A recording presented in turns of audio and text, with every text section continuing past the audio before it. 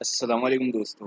मेरा नाम मोहम्मद शारिक है और आज हम पढ़ेंगे वेबसाइट का लेआउट किस तरीके से बनाया जाता है। वेब लेआउट बनाने के लिए क्या क्या चीज़ों का ध्यान रखना चाहिए। तो स्टार्ट करते हैं। वेबसाइट लेआउट बनाने के लिए तीन चीज़ों का ध्यान रखना पड़ता है। तीन चीज़ें होती हैं जिन पे वेबसाइट का लेआउट डिपेंड होता है, जैसे हेडर, सेक्शन, फुटर। हेडर क्या होता है, सेक्शन क्या होता है, फुटर क्या होता है, ये नेक्स्ट स्लाइड पे देखते हैं। हेडर हेडर जो होता है वो अपर पार्ट होता है वेबसाइट का।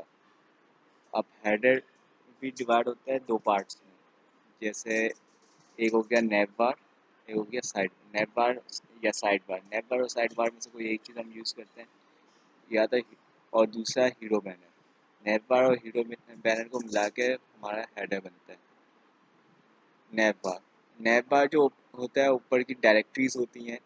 जैसे ऊपर जो इस टाइप का जो लेआउट होता है, home, collection, about, book book overview, contact us, login और ये साइन अप वगैरह, जो ये सारी चीज़ें जो वेबसाइट में दिखती हैं वो नेव बार की चीज़ें होती हैं। नेव बार में अब क्या होता है कि डायरेक्टरी हम करवा देते हैं।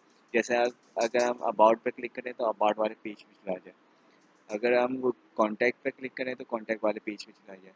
लॉगिन पे क्लिक करें तो लॉगिन के पेज पे चला जाए। साइन अप के पे क्लिक करें तो साइन अप वाले पेज पे चले जाए। तो इस तरीके के ये जो लेआउट होता है उसको कहते हैं, हाँ, वेबसाइट का लेआउट। और नेव बार इसको कहा जाता है। दूस, दूसरा पार्ट आता है साइड बार।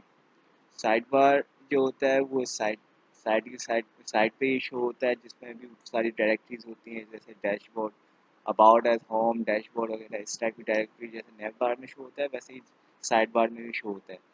इसको साइड बार ज़्यादातर जब यूज़ होता है जब हम नेव बार को यूज़ करना नहीं चाहते, साइड में वो साइड बार शो करके उस पर वो शो करवाना चाहते हैं। और कभी और ये ज़्यादातर नेव बार के रिप्लेसमेंट में यूज़ होता है, क्योंकि इसमें भी सारी डायरेक्टरीज होती हैं। जैसे यहाँ पे डैशबोर्ड की जगह हम होम कर सकते हैं, मेन पेज की जगह अबाउट और सर्विसेज और ये कॉन्टैक्ट अस। ये तीन चीज़ें जैसे पिछली वाली स्लाइड में इस तरीके से वो डिस्प्ले करवाया था, उसको इस तरीके से डिस्प्ले करवा दिया, बाकी कुछ भी इसमें फ़र्क नहीं है। नोट, मैंने ये पॉइंट बताया है कि it is use as a replacement of nav bar, मगर ज़रूरी नहीं है कि ये नेव बार के रिप्लेसमेंट में ही यूज़ हो सकता। In some website like Facebook and W3 School is using both navbar and sidebar. It's not compulsory to use only one of them. We can use it according to our requirement. तो इसमें ये बात कही गई है कि ज़रूरी नहीं है कि हम नेव बार और साइड बार को दोनों को अलग अलग ही यूज़ करें। हो सकता है किसी भी कोई वेबसाइट में हमें ज़रूरत पड़ जाए दोनों यूज़ करने। जैसे एडमिन डैशबोर्ड बनाना है, उसमें नेव बार भी देना पड़ेगा, साइड बार भी देना पड़ेगा। फेसबुक का लेआउट जो है वो डैशबोर्ड टाइप का, तो पूरा उसमें नेव बार भी है, साइड बार भी है। अगर आप उसको लैपटॉप में खोलें या उसमें खोलें पीसी में, तो W3 स्कूल वेब डिज़ाइनिंग के लिए बेस्ट वेबसाइट है, जिससे हर बिगनर जो है सीखता है। हर तरह के ट्यूटोरियल्स में मौजूद हैं, बेसिक लेवल से सिखाता है। और इसका जब आप लेआउट देखेंगे W3 स्कूल का, तो ऊपर की साइड पे इन्होंने एक नेव बार बनाया है। नेव बार में दिया हुआ HTML, CSS, जावास्क्रिप्ट, इस तरीके से। फिर HTML पे क्लिक करते हैं। फर्ज कर लें हम HTML पे क्लिक कर रहे हैं। HTML में क्लिक करेंगे तो उसमें फिर दिखाएगा कि हेडिंग का टैग, साइड बार इसके साइड में लगा होता है, जिसमें दिखाता है heading tag, paragraph tag, image tag, video tag. जितने भी टैग्स होते हैं उनको साइड बार के थ्रू दिखा रहा होता है साइड पे। नेव बार भी चल रहा होता है, साइड बार भी चल रहा होता है। कुछ वेबसाइट्स होती हैं जो दोनों यूज़ करती हैं। फिर आ जाता है हीरो बैनर। हीरो बैनर क्या होता है?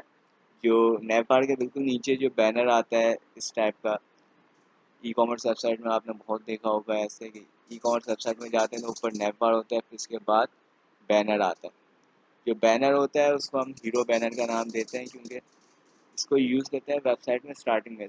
अब इस बैनर के अंदर हम स्टार्टिंग में थोड़ी बहुत अपनी इंट्रोडक्शन कैसे देते हैं वेबसाइट का, कि हमारी वेबसाइट में क्या कंटेंट होगा, क्या हम बेच रहे हैं, ये सारी चीज़ें अब रिक्वायरमेंट के हिसाब से। अगर ई कॉमर्स वेबसाइट है तो ई कॉमर्स की रिक्वायरमेंट अलग होगी। अगर बिजनेस वेबसाइट है, बिजनेस वेबसाइट की अलग वो रिक्वायरमेंट अलग होगी। अब जॉब लिस्टिंग वेबसाइट है, जॉब लिस्टिंग वेबसाइट की रिक्वायरमेंट अलग होती है, तो सबकी रिक्वायरमेंट के हिसाब से हमें देखना पड़ता है। अब हेडर तक तो ख़त्म हो गया, यहाँ तक तो हेडर ख़त्म हो गया, अब सेक्शंस पे आ जाता है। सेक्शंस असल में हेडर और फुटर के दरमियान का पार्ट है।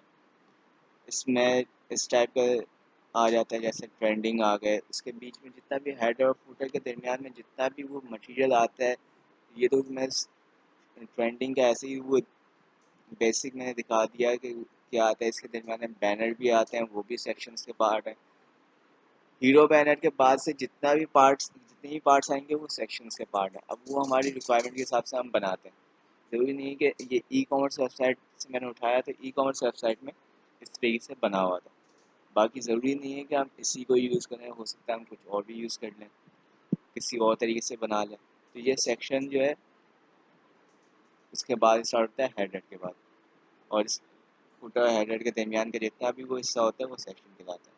फिर इसके बाद आ जाता है फुटर। फुटर जो होता है वो लास्ट स्टेप होता है वेबसाइट के लेआउट का।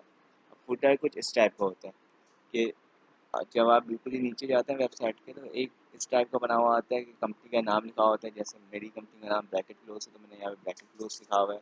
यहाँ पे वो टैक्स लिखा हुआ होता है या कुछ भी इसी टाइप का। फिर वो मेन्यू, होम, अबाउट, ऐसे इस तरीके की टर्म्स एंड कंडीशन कुछ इस टाइप का बना हुआ होता है। और नीचे इसके नीचे कॉपीराइट्स लिखा हुआ होता है, कॉपीराइट्स बाय दिस कंपनी। तो ये जो फुटर जो होता है वो सबसे लास्ट में बनाया जाता है, और इसका असल में इसको बनाने का मकसद ये होता है कि इसमें सारी इंपॉर्टेंट डायरेक्टरीज वो डाली जाती है। जैसे नेटवर्क में हम गिनी चुनी डायरेक्टरीज डालते हैं, लेकिन फुटर में हम सारी डायरेक्टरीज डालते हैं, टर्म्स एंड कंडीशंस भी डालते हैं, बाकी वो बाकी इंपॉर्टेंट चीज़ें भी डालते हैं। तो सारी डायरेक्टरीज इंपॉर्टेंट डायरेक्टरीज हम फुटर में डालते हैं। और यहाँ पे फुटर में दूसरी चीज़ ये है कि हम अपने कॉपीराइट्स को भी शो करते हैं, हमारे क्या इस कंपनी के कॉपीराइट्स हमारे पास हैं, तो कोई और इसको यूज़ ना करे।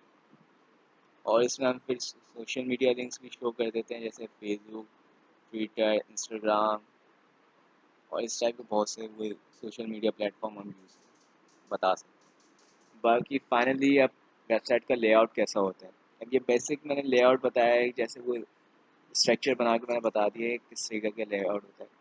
ये जो पार्ट है रेड, येलो और ब्लू, रेड येलो ब्लू जो पार्ट है वो हेडर में आता है, क्योंकि ये सबसे पहले यूज़ होता है, ये सबसे पहले बनाना पड़ता है। अब सबसे पहले रेड वाला पार्ट आ जाता है। अब रेड वाला जो पार्ट है वो नेव बार का है। नेव बार में जो ग्रीन कलर का जो बॉक्स दिख रहा है वो लोगों के लिए यूज़ होता है। बाकी इस साइड पे जो यूज़ होता है वो इंपॉर्टेंट डायरेक्टरीज, इसमें डायरेक्टरीज लगती हैं जैसे होम, अबाउट, सर्विसेज और कॉन्टेक्ट अस। यहाँ पे भी अगर हम साइड बार डालें तो home, about, services, contact us, इस तरीके से वो साइड बार भी बन जाता है। बाकी ये जो ब्लू पार्ट है ये होता है इसके लिए, हीरो बैनर के लिए, जिसमें हम अपनी वेबसाइट का थोड़ा इंट्रो देते हैं। साइड और मैं बात बताता चलूँ कि साइड बार जो है पूरा एंड तक जाता है, फुटर से कनेक्ट होता है। मतलब कि इसकी कोडिंग करने के लिए फिर हमें हेडर नहीं करना पड़ता है, लेकिन वो बातें वो बाद में मैं बताऊंगा कि किस तरीके से यह हेडर का साइड बार हेडर का ही पार्ट है। फिलहाल आप इतना याद रखेंगे, साइड बार ऐसा होता है। सेक्शन, अब ये हीरो बैनर के से लेकर फुटर के दरमियान का जो जितना भी हिस्सा है वो सेक्शन है। ये जो ऑरेंज पार्ट जितना भी है वो सेक्शन है। और फिर इसके बाद ये जो ग्रेइश टाइप और ब्लैक टाइप का जो मैंने पार्ट डाला हुआ है ये फुटर है। मतलब कि वेबसाइट जब बनाते हैं हम तो इस तरीके का लेआउट होता है। अब ये हमारी साइड बार और नेव बार में से कोई एक चीज़ हम यूज़ करते हैं, या बहुत सी वेबसाइट में हम दोनों चीज़ें भी यूज़ करते हैं। अगर ये साइड बार अगर हम यूज़ ना करें तो ये बाकी लेआउट ऐसा ही रहेगा। बाकी ये जो ऑरेंज साइड है ये येलो साइड तक आ जाएगी, ब्लू साइड येलो साइड तक आ जाएगी, बाकी सब लेआउट ऐसा ही रहेगा। और at the end, thank you for watching. Video अच्छी लगी हो तो लाइक करिएगा, सब्सक्राइब करें, चैनल को सब्सक्राइब करें, और कोई अगर इशू हो तो कमेंट्स करें। और मैं अपने सोशल मीडिया अकाउंट्स की लिंक डिस्क्रिप्शन पर डाल देता हूँ, तो अगर कोई भी इशू हो तो हमारे सोशल मीडिया अकाउंट पर आप कॉन्टेक्ट कर सकते हैं। थैंक यू, अल्लाह हाफिज़।